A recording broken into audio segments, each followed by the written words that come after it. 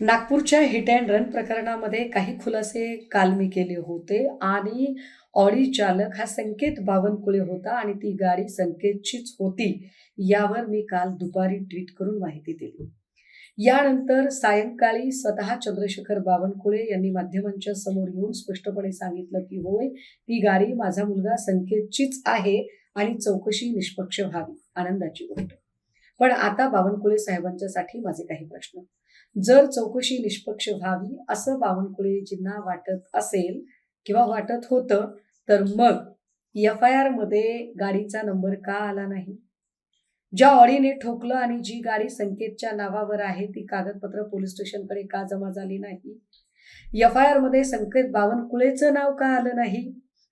या गाडीची कुठलीही तपासणी न करता ही गाडी आरटीओने रिपेअरिंगसाठी लगेच कशी काय परत पाठवली? कारण ही गाडी पुन्हा आम्ही आवाज उठवल्यानंतर टो करून सीताबर्डी पोलीस स्टेशनमध्ये आणली गेली. ह्या सगळ्या गोष्टी आरटीओ, पोलीस प्रशासन यांच्यावर कुणाचा दबाव होता?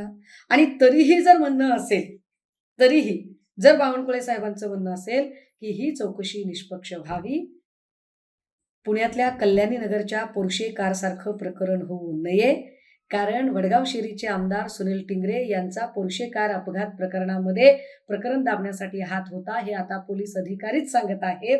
याची पुनरावृत्ती होऊ नये असं जर बावनकुळे साहेबांना वाटत असेल, तर मग संबंधित तपास कामामध्ये आणि एफ-आय-आर लिहिण्यामध्ये हयगय करणारे पोलीस अधिकारी, तपासणी न करणारा आरटीओ आणि गाडी ज्याच्या नावावर आहे आणि जो गाडी चालवत होता तो संकेत बावनकुळे, या तिघांचं एफ-आय-आर कधी होणार आहे? या तिघांवर कधी गुन्हे दाखल होणार आहेत?